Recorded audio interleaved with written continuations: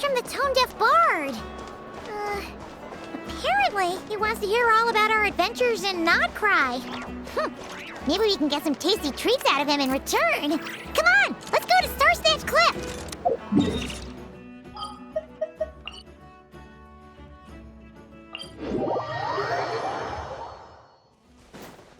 Try and stop me!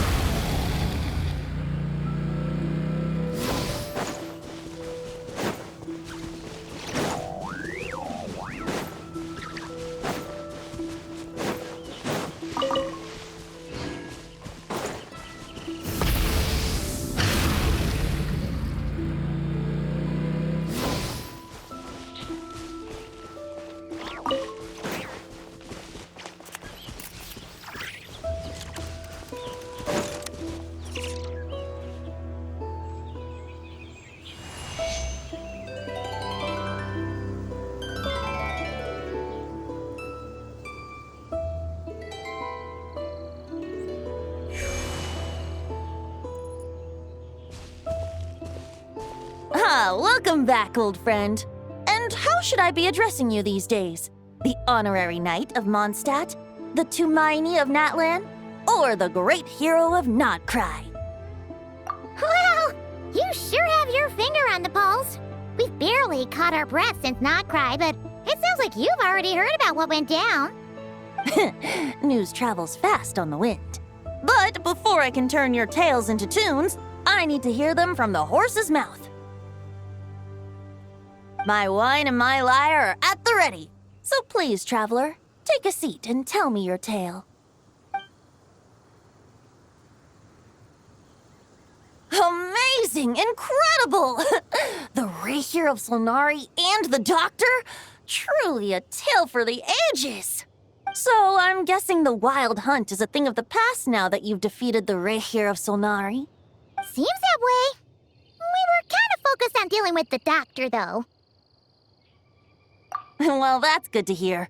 Hey, now that the Northern Abyss calamity is finally resolved, Varka must be getting ready for the triumphant return of his expedition, right? I haven't seen him in the longest time. He must have so many stories to share. Hooray! Paimon was wondering about that, too. He did call you Barbados. But weren't you still fast asleep back when he was in Mondstadt? Let's call it half asleep. I was resting my eyes in the Thousand Winds Temple one day when I heard a commotion outside.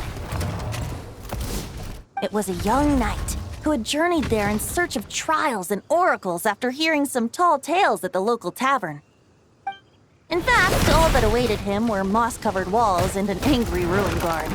But he seemed completely unfazed, laughing heartily as he sent the ruin guard's missiles flying off into the horizons.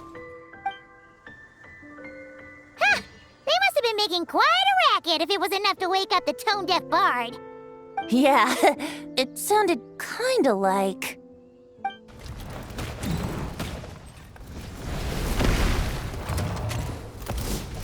Hey! Is that all you've got? Whoa, bring it on!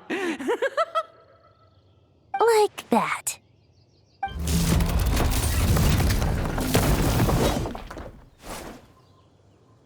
Giving up already?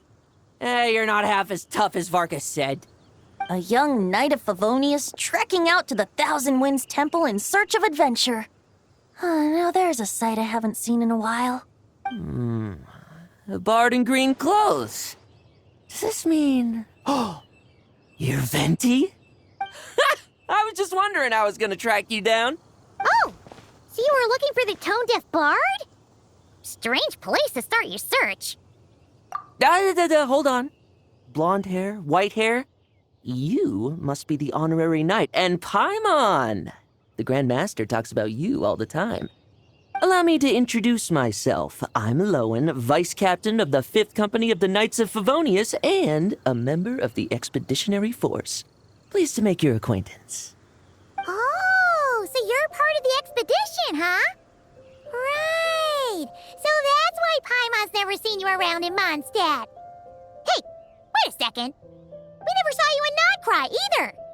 That's probably because when the Wild Hunt was still running rampant, I spent most of my time out on my own, making mincemeat out of monsters. I barely went back to base at all. Then, once the Wild Hunt calmed down, I got sent back to Mondstadt. Mixed blessing, if you ask me. Sounds like I missed out on some serious action. No wonder we never saw you while we were dealing with the doctor. So, why did Varka send you back? Deliver some letters. There's one for the Knights of Favonius, one for the church, another for the Dawn Winery, at least 10 of them in total. Jeez, how many people has he sent to deliver his mail now? Mika, Inefa, Lolan. He should just hire a full-time mailman already. In fact, he's earned himself a new nickname. Let's go with Sir Writes-A-Lot. I'll have you know that poetry and letters were humanity's earliest means of expressing their thoughts. So, tone-deaf or not, I wear the title of Bard with pride. And I consider Sir Writes-A-Lot to be quite a compliment. Wait, really? Darn it! Maybe Paimon should come up with some harder-hitting nicknames for these two. Anyway, since this young man has come all the way to the Thousand Winds Temple looking for me, I assume he must have a letter for me too. Am I right? You sure are, to use the Grand Master's own words. This one is for the Bard in green clothes. These days, I think he goes by Venti. Doesn't really have an address as such. You could start by asking around in Mondstadt, or maybe try your luck at the Thousand Winds Temple. I figured that since there was this punching bag here, Ruin Guard, I could get some practice in while I was at it. So, I came right here the second I got back to Mondstadt. That Varka is so slapdash sometimes. It's a good thing we happen to be nearby. Oh, he also said to remind you to write back.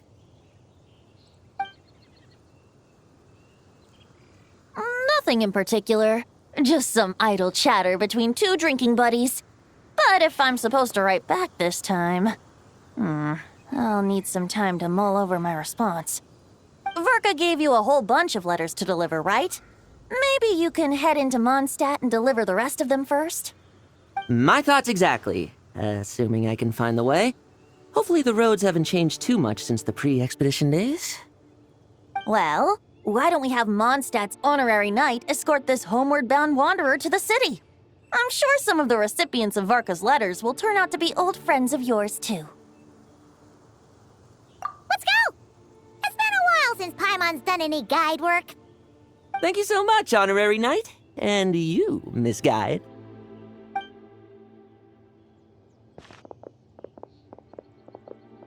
The Abyss, the Wild Hunt, Andreas.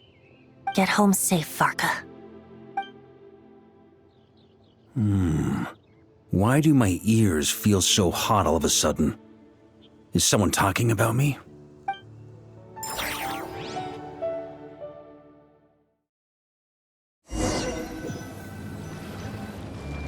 Surely there's no way anyone found the secret stash of cash in my office. That would be terrible. Grandmaster, bad time to get distracted. Watch out! Enemies approaching! Huh? Oh, it's just a few stragglers. They're no real threat to us. This expedition is almost over. We just need to deal with these final few targets, and then we will make our triumphant return!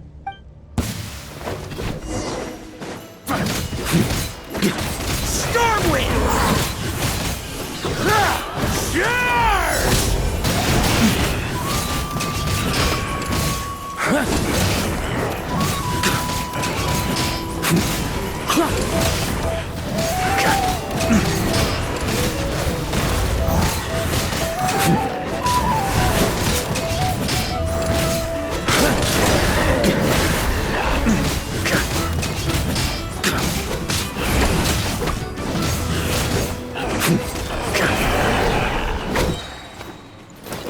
Without the Reikir of Sonari to direct them, it seems like all that's left is their primal urge to destroy. If this is all that the Wild Hunt can muster now, surely the Lightkeepers of Nodcry will be able to deal with what's left. Just like I thought. What we should be wary of now is... Grandmaster, based on Lightkeeper intel and our own reconnaissance, one of the suspected targets should be just up ahead. Good. You know the drill. Stay here and stand guard. Leave the rest to me. Yes, Grandmaster!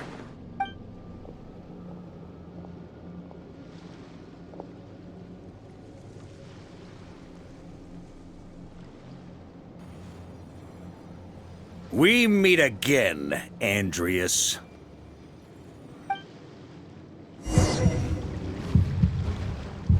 So, you've returned from Mondstadt. Don't you want to see what it looks like now? I was planning to take a look around there myself. Perhaps you could be my guide. What's this? An echo from 1,000 years ago?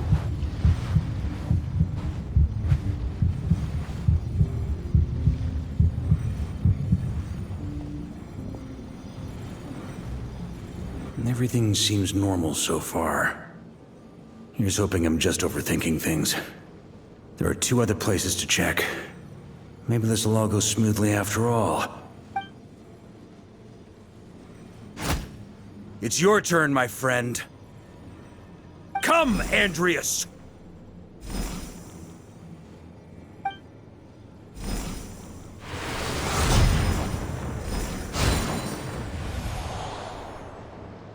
Although, for returning to your old home, perhaps Andreas is a little too ostentatious. Might be better to go by... Boreas. Huh? Injustice. Corruption. Iniquity. Is the surface world still as wretched and foul as ever? Answer me, heir to the knighthood of Boreas. Looks like I'm not getting out of this without a fight.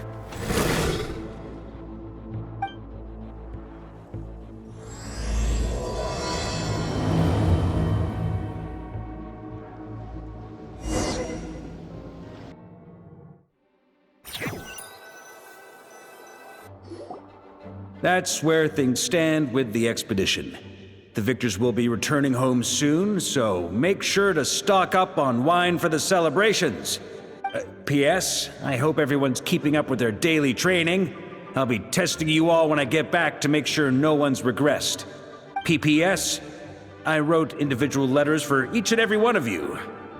Don't forget to write back. That's all. Everyone gets one? Wow! Sure writes a lot is really living up to his name. I guess the Grand Master must have something specific to say to each of us. Even I got a letter, and I'm not a real knight yet. Jean? Oh, yes. That's our Grand Master for you. By the way, anyone know where I can find the cavalry captain? I have a letter for him as well. You mean Kaya? He said he was meeting a friend from the church at the Angel Share. Allegedly for work.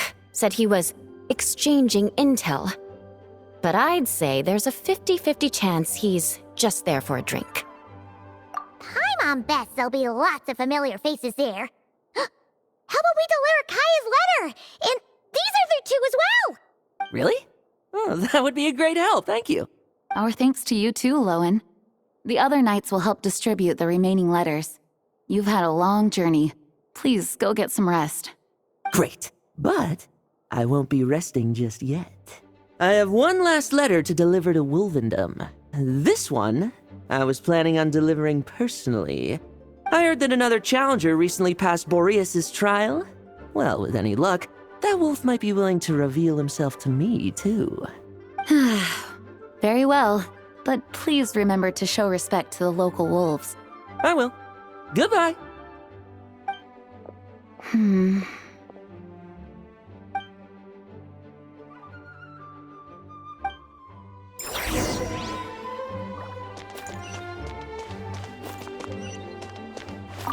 He wants to test me to see if my skills have regressed? I still haven't forgotten how he went easy on me last time. I'm assuming you must have seen him going all out before. When the time comes, You'd better keep an eye on him for me.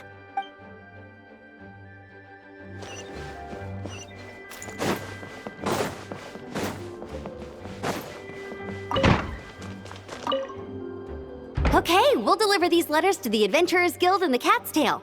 You can just handle the ones for the Angel Share. The expedition is finally wrapping up. Oh, I hope the maps I made on our way there are good enough to get them safely home.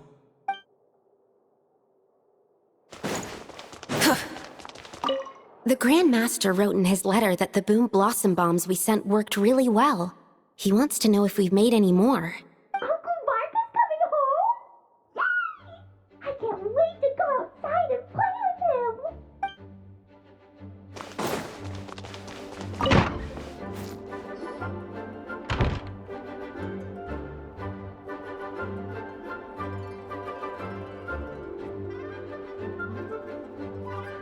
Honorary Knight, you're still here? Is it that obvious? Huh? But Varka's coming back. The situation in Nakrai is stable. Surely things are looking up. True. From what you and Lowen have told me, the expedition has indeed accomplished its strategic objectives. It seems that Mondstadt no longer faces any threat from the perils of the North, be they the Wild Hunt or the Doctor. And yet, for some reason, I can't help but recall something the Grandmaster said to me before he left. If I don't make it back from this expedition, you'll have to assume the mantle of Grand Master of the Knights of Favonius. If it comes to that, remember to train the next Knight of Boreas in my stead. I've planted some promising seeds in Mondstadt, but they still need time to grow. Some have yet to master the art of social interaction. Some don't yet understand that they too need protecting. And some, well, some might not even want to be a knight yet. What's wrong? Well, there's no need to frown. I'm going on an expedition, not marching to my death. This is all just a contingency plan in the event that I'm unable to return. Until I return, I leave them in your care. The lineage of the Knights of Boreas has nearly been extinguished twice in Mondstadt's history. The first wandering knight to claim the title arrived in Mondstadt 1,000 years ago, along with his wolf companion. He was as free as the wind. He left no succession plan behind. Even his name was lost to history. The title of Boreas could have disappeared from Mondstadt just as he did. But he had an informal disciple, a knight named Ravenwood, who admired the Knight of Boreas greatly. Ravenwood's valor and swordsmanship earned him the Wolf Spirit's recognition. When the old aristocracy tried to regain power, Ravenwood came once more to Mondstadt's defense. From then on, the title of Knight of Boreas was passed down from generation to generation within the Knights of Favonius. Wolf Spirit? You mean that big blue wolf in Wolfendom? Correct. As you may already know, the Wolf of the North is the surviving spirit of an ancient god, and the Knight of Boreas serves as an intermediary between him and humanity. Lupus Boreas, who had never known what it meant to love, came to understand it through the journey with his human companion. In the end, he chose to allow his power to become one with the land.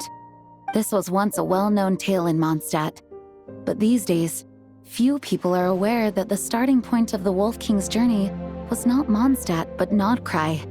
Huh? The great Wolf King of the North came here from Nodcry, although he doesn't like to speak of his past. In fact, he rarely shows himself to people at all nowadays. As such, this tale can only be found deep within the Knights of Favonius library. Even among the Knights of Favonius, few are aware of it. The Grand Master didn't disclose any concrete objectives before departing on his expedition. I couldn't help but wonder whether it might somehow be related to Nodcry's Wolf of the North. I kept my speculations to myself, however. Sharing them would only spread unwarranted suspicion toward the Four Winds among the people of Mondstadt. You experienced the turmoil caused by Duval and the East Wind's actions for yourself. Surely you can understand my concern? wonder Varka wasn't clear about his motives. Is that what he was worried about? Very possibly. He was probably also reserving judgment. Having heard about your experiences in Nodcry, I now suspect that the Grand Master hadn't yet ascertained the true identity of our enemy at that time. And as it turns out, the Calamity born in the north wasn't an ancient god, but rather the Wild Hunt and the Doctor. I guess we were both jumping to conclusions. Yes, I completely agree. The tide can turn rapidly in times of battle. It's a leader's responsibility to prepare for every possible contingency. Even if his contingency plan never needs to be put into action, I'm sure the Grand Master is relieved to know that it's in place.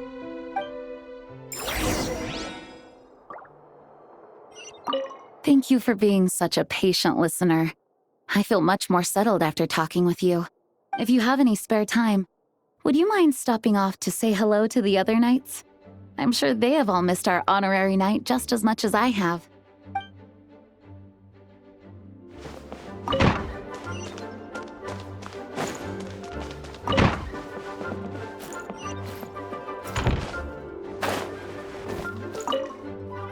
Grandmaster offered lots of advice in his letter regarding my recent assessments. I didn't think he'd spare a thought for that kind of thing in the middle of an expedition. So, honorary knight, if you have the time, do you think you could help me out with my special training?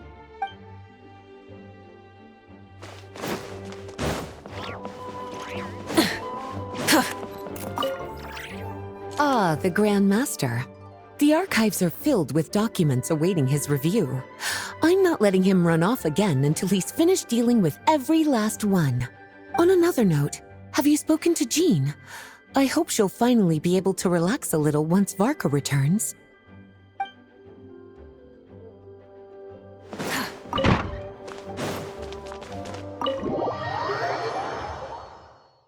That turned into a pretty long conversation, huh?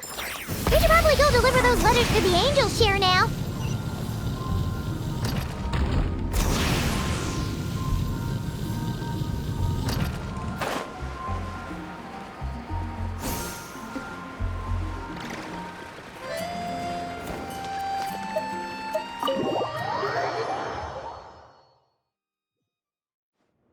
When you're mixing drinks in hot weather, start by pouring in cold water and add ice cubes. Then drain out the water before adding the other ingredients. How's that for a secret recipe? Maybe it's worth a little intel in return. Please. I've known that little trick for a good 10 years at least. You'll have to offer something a little more substantial if you're serious about trading. I know there's no one else in the tavern right now, but do you two really need to talk so loudly? Especially if you're supposed to be exchanging confidential information. Kaya! Rosaria! D-Luke! Paimon knew we'd find you here! Looks like it's about to get even noisier. A little liveliness never killed anyone. Traveler, Paimon, what brings you our way?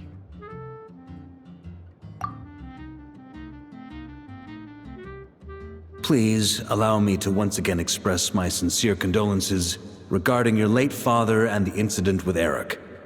We make absolutely no excuse for his crimes. I hope you will give some serious consideration to the question I asked you before I left, though I'm sure you're tired of hearing me ask by now. The Knights of Favonius will always welcome you. From the look on your face, I'm guessing the Grand Master is still refusing to drop it? He nags like an old man. It's hardly surprising. Huh? Drop what? What's this about? Nothing, really. Before leaving on the expedition, Varka came here to chat with me over a drink. I failed to avoid him. He, asked me if I'd consider rejoining the Knights of Favonius, and I declined. He expressed his regret about everything that happened and asked me to reconsider. That's all there is to it. Yeah, right. Sounds like you skipped a lot of details. There's clearly more to it. Whatever details I chose to omit are in the past. Dragging them back up now serves no purpose. You say that now, but back then, you couldn't let it go. You and the Knights of Favonius were constantly at odds. I wasn't seeing the full picture. I've had a lot of time to reflect since then. But my answer remains unchanged. I'm not rejoining the Knights of Favonius. Both the Grandmaster and the acting Grandmaster are too upright and honorable. I can't see the shadows that lurk beneath them due to the size of the organization they lead. They need someone on the outside to keep watch vigilantly. If I had a Mora for every time I've heard you repeat that argument. I actually don't disagree with the first part of what you said, but don't you think someone can keep tabs on things from the inside? When you join an organization, you're bound by its rules, no matter how free it may seem on the surface. You think so? Never mind the Knights. Have you honestly ever been bound by the rules of the Church? Good question. Have you considered that maybe that's why I chose to join the Church and not the Knights to begin with? Are they arguing or not? It's kind of hard to tell. Oh, kind of like the contingencies Jean was talking about. The more ways they have to protect their home, the better. Huh? Traveler?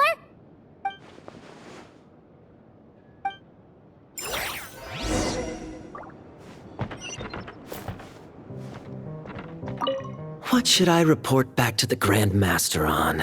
Let me think. Public order inside the city? Monster activity in the wild? Oh, and a review of the latest vintages. I think I'll leave it at that. My reply won't be a long one, as usual.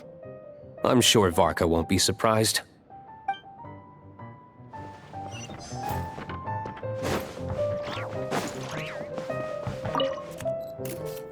If you hadn't had to deliver that guy's mail, you wouldn't have been subjected to all this tedious arguing. When I write back, I'll tell him to quit making trouble for other people. It's no trouble. Lowen did most of the work. We just volunteered to do the last leg of the journey.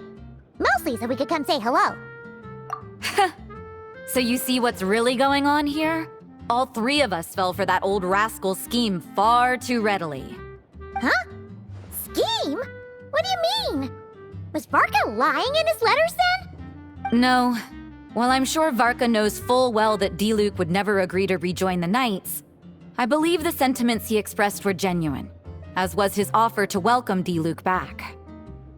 There are people like Kaya and I, and then there are those who are true champions of justice to the core. Those people are the most susceptible to being driven to extremes by great upheaval. It's happened in Mondstadt before. Not only that, but it happened to a Knight of Boreas. That'll really hit home for Varka. And that's why his nagging is even more persistent than usual. Yeah. So no one's told you this before? The lineage of the Knights of Boreas had nearly been extinguished twice in history. The first was at its inception. The second was the case I was alluding to. Oh! Wasn't Jean telling us about this? Wait. And then we got caught up talking about the expedition, and we never got around to the second time. I happened to hear about it from Varka once when he was drinking and started yammering on. The second crisis in the Knights of Boreas lineage. It was 500 years ago.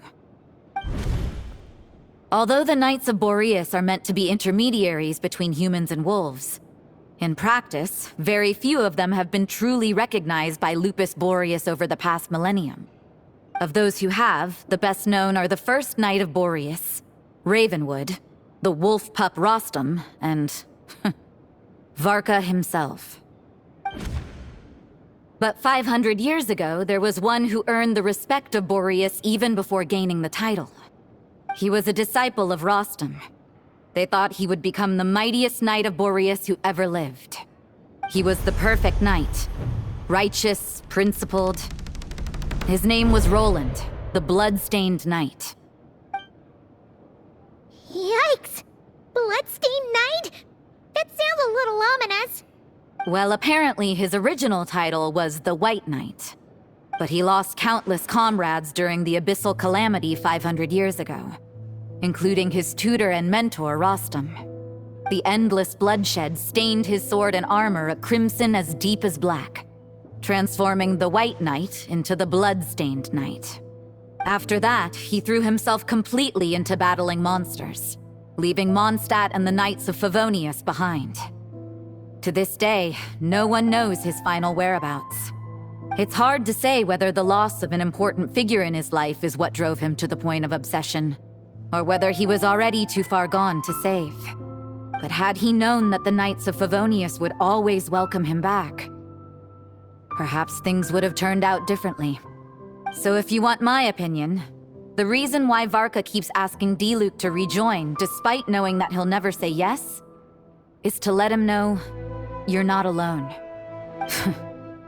After all these years, he's still as persistent as ever.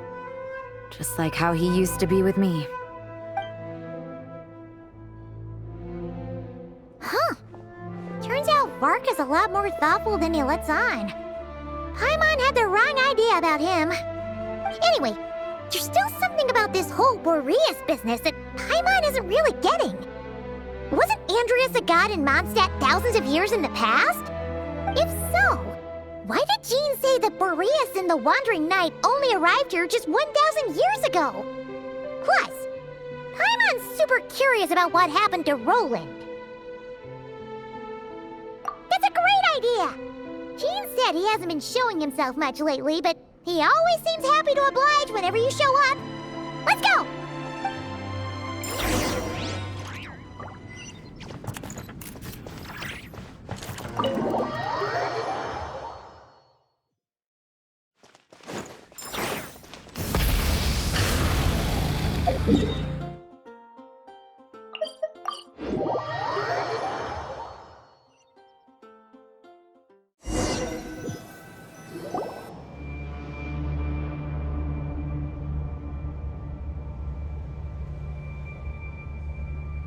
What's going on here? Was Wolvendom always like this? The Wild Hunt? What are they doing here? Watch out!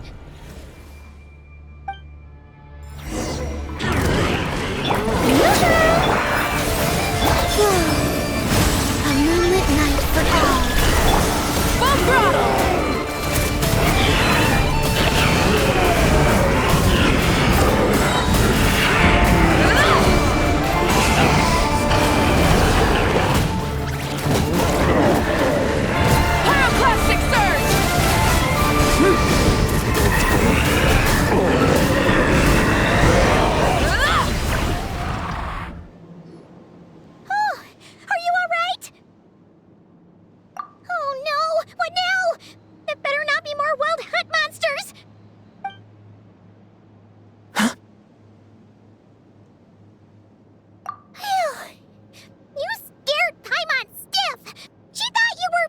Stop right there! Answer me this. The 2 letters I gave you, who are they for? 2 letters? Wasn't it 3? Okay. Well, Paimon's coolest naive expression doesn't appear to be an act. Hey! What are you trying to say? Wait, what are you trying to say, huh? Huh? Paimon passed a test? Really? Huh! She didn't even realize she was taking one! You may dispense with your suspicions. The Wolfpack has borne witness. They fought against the aberrations that encroached upon this land, and our attackers showed no ability to disguise themselves this time. Ah, a familiar scent. Come. I will await you at the usual grounds. Well, if the boss of Wolvendom has vouched for you, I guess I should apologize for doubting you just now. Sure was. Fortunately, my experience in Nodcry didn't go to waste. Turns out the Wild Hunt all feel the same when you stab them. They didn't stand a chance. Something seems wrong with that old wolf, though. Go on, you should check on him.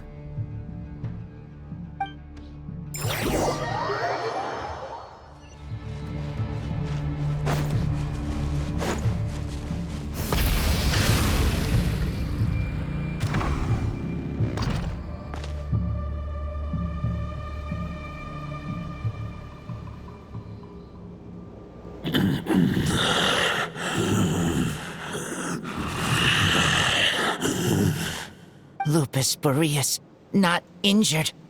Why so weak? Am I not strong enough? You are not to blame. With your Iron Claw, you successfully blocked their attacks. However, their assault went beyond the mere physical world. They followed my trail from the distant north across the ley lines. They sought to corrupt the territory I protect. But I shall not let them succeed without a fight. We meet again, human Lupical. So, are you saying that the wild hunt we just got attacked by came all the way from Nodcry to Mondstadt? How is that even possible? As you know, I stand before you as an incomplete being. I am but one remnant of the god Andrias' soul. The source of this turmoil. I can sense it. It lies in the north. It is the part of me that remains in Nodcry, from whence I came. Huh? Now Paimon's even more confused. How can you be in two places at once?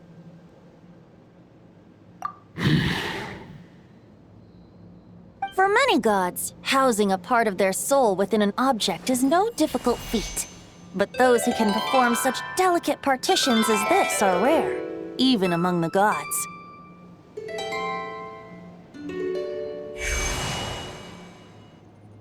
The Wolf King, Andrias, was particularly adept in this art. Otherwise, no remnants of his soul would have survived till the present day. Huh? The bard's back? Tone-deaf bard? What are you doing here? Maybe the god of Animo guided me here. For it appears that someone is in need of a tale from the distant past. And our wolf friend doesn't seem too keen on recounting it himself. Who better than a bard to do the honors? Lord Boreas, do I have your blessing to share this story? As you wish.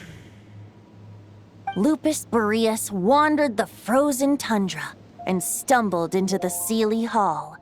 Enchanted by their song, tender as the dawn starlight, and curious about the ways of humankind, the wolf bade farewell to his home and set off for the city to the south. As the high tower crumbled and the fierce winds fell silent, Lupus Boreas, who once had hunted with the storm winds himself, looked within and inquired, was the shelter he provided for humanity really any different from that, given by the reclusive king in his tower? The wolf entrusted those under his protection to a new god and quietly returned to the frozen north. There, in a palace long since abandoned by its former master, the great wolf closed his eyes and slept.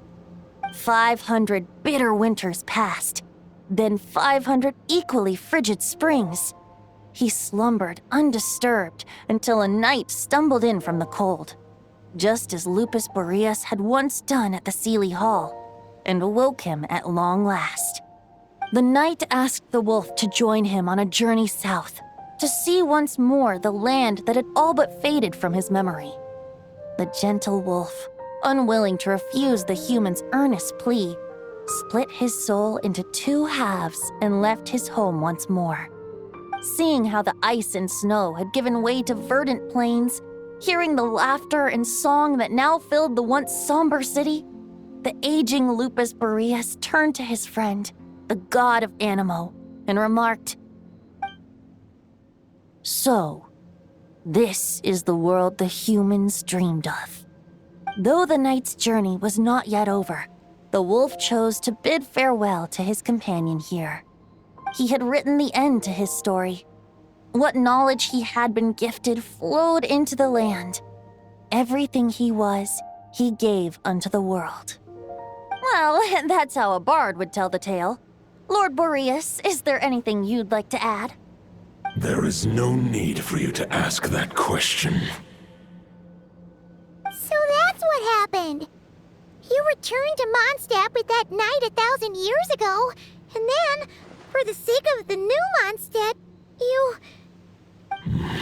You need not feel remorse on my account. That was my answer, my decision. If anyone should feel regret, it is the part of me who remained in Notcry. I fear Andreas has not found peace in his heart even to this day. That is surely why those vile aberrations were able to exploit his weakness, sowing the seeds of all the turbulence that has ensued. But we followed Boreas' trail in Nodcry. We investigated and discovered no signs of instability. Andreas should still be slumbering by the lakeside. Perhaps all the recent turmoil in Notcry has had unforeseen consequences. And there's more. I detect another familiar scent from across the ley lines. A scent that reeks of blood. Oh, the White Knight who became the Bloodstained Knight? The mightiest knight of Boreas? But wasn't he from 500 years ago? You think he's immortal or something? I remember him as just a man. His lifespan should be no longer than any other of his kind. But before he severed his connection to Boreas, his final destination, it was the ancient kingdom of Conria, as you call it. Beyond that, I know not if he lived or died. If you want to get to the bottom of this, I'm afraid you'll have to make another trip to Nodcry yourselves. As luck would have it, another old friend of ours just so happens to be free right now. If you ask him nicely, he might give you a lift. That could save you a lot of time on the road. No wonder I can suddenly sense the east wind's presence. If even Mondstadt has been affected by the fallout, Nodcry must be in real trouble by now. I hope Varka can handle it. Varka? Is he in danger? I believe too many passengers would slow our dear friend down. I fear he only has room to carry one person, along with perhaps a diminutive companion. All right, wish it could be me, but I accept that we should send our strongest warrior to fight Nodcry's battles. I'll stay here and deal with any wild hunt that try harassing Mondstadt. It'll be a good chance to try out some new moves. I stay in Mondstadt too. With Traveler's help, Varka will be safe. Razor, give me your iron claw.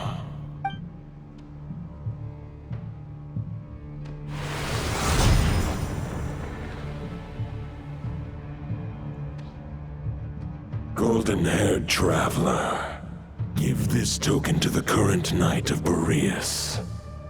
It is a wolf spirit. It contains my power and thoughts. Though I have given him a piece before, this should bring him new strength. The Dominator of Wolves once bestowed the power of his soul upon his pack, strengthening their hearts and sharpening their claws and fangs. But human hearts and flesh cannot bear the soul of a wolf directly. It would be akin to forcefully merging a human and a wolf into one being. They would descend into chaos. To prevent the entanglement of souls, the most I can do is temporarily house my power and thoughts within claws and fangs wrought of steel. Although, truth be told, that knight does not lack for power. What he needs more is the thoughts within. But I shall leave this for him to explain. The Great Wolf King of the North remains strong for now. Besides, do I not have the protection of my Lupacol? I will protect Lupacol. The North and Varka, I leave to you. Just give me the word whenever you're ready.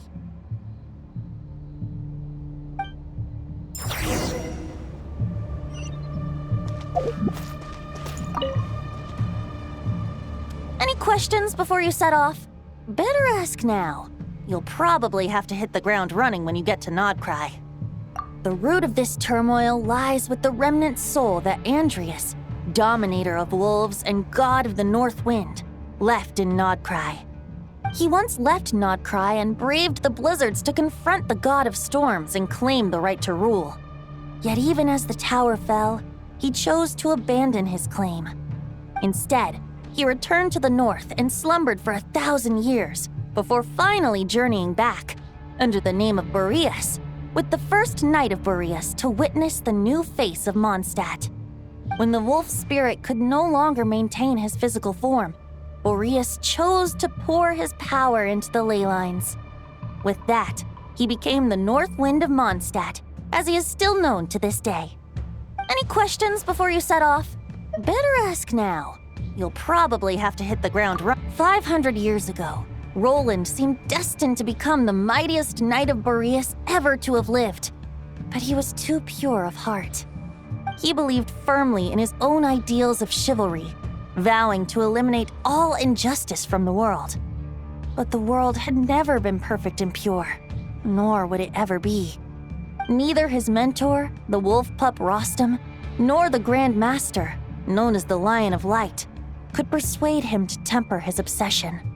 But what was the scent that reeks of blood that Lupus Boreas sensed? And what is its connection to Conria and the Abyss? Perhaps you will uncover the truth in Nodcry. Any questions before you set off?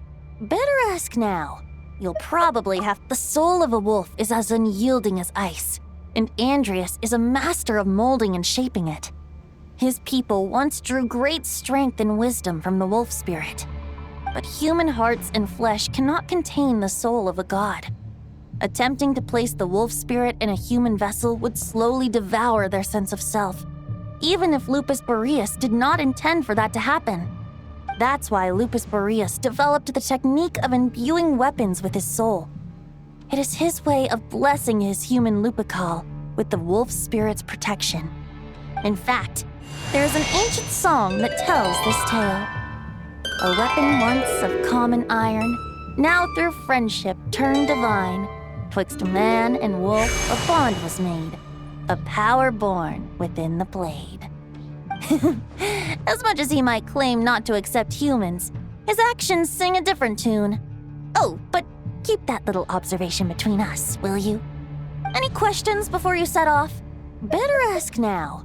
You'll probably have to hit... All right, over to you, Dvalin!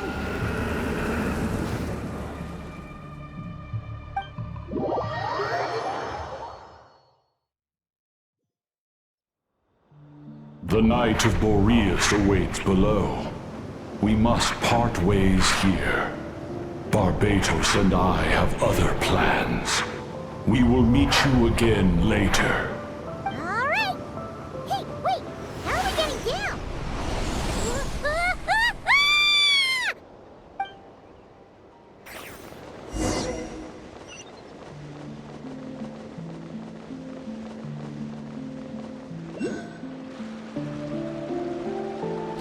Hold the line! The enemy's on the brink of collapse! Grandmaster! It's...